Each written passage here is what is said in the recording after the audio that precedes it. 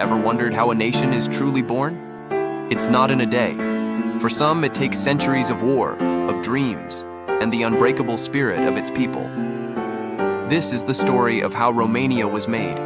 Our journey begins over 2,000 years ago.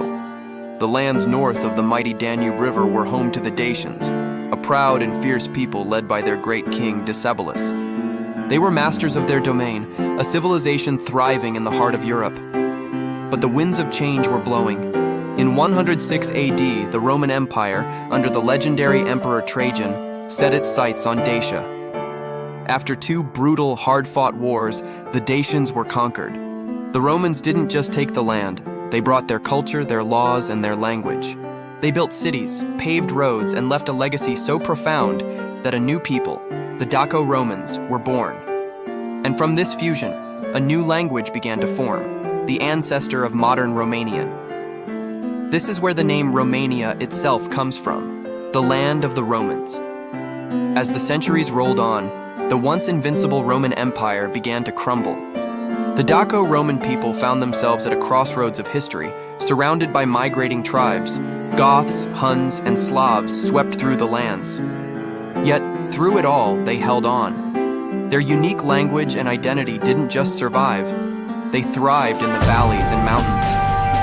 By the Middle Ages, this resilient culture gave rise to three distinct principalities: Wallachia, Moldavia, and Transylvania. Three separate lands, yet they shared one heart, a common culture, a single language, and a growing dream of unity. But freedom was never guaranteed. In the 15th century, the shadow of the Ottoman Empire loomed large. This era gave birth to legends, leaders like Vlad the Impaler in Wallachia and Stephen the Great in Moldavia. These weren't just rulers, they were defenders of their faith and freedom, fighting tooth and nail to keep their traditions alive against overwhelming odds. For hundreds of years, the dream of a united Romania remained just that, a dream. Wallachia and Moldavia fell under Ottoman influence, while Transylvania was ruled by the Hungarian kingdom, and later the Austrian Empire. The people were divided by borders, but united by their shared heritage. Then, in 1859, the impossible happened. In a brilliant political move, Alexandru Ioan Cuza was elected as the ruler of both Wallachia and Moldavia. The two principalities were united, creating a single state. This was the first spark, the moment the national rebirth truly began. The fight wasn't over. In 1877, Romania seized its destiny. Fighting alongside Russia in the war against the Ottoman Empire, Romanian soldiers proved their courage on the battlefield.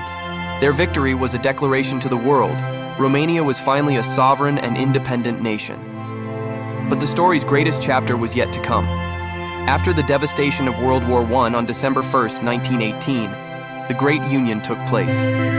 Transylvania, Bessarabia, and Bukovina all voted to join the Kingdom of Romania. For the first time in history, the dream was real. All Romanians were united under one flag, in one country. Today, Romania stands as a powerful symbol of resilience.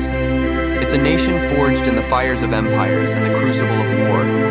It's a unique blend of Latin roots and Eastern spirit, a land where majestic mountains guard ancient secrets, and where history is not just remembered, it's lived. This isn't just the story of how Romania was made, it's the story of how it endured. Thank you so much for joining us on this incredible journey through time. If you enjoyed this story, don't forget to like, subscribe, and hit that notification bell for more deep dives into history. We'll see you in the next one.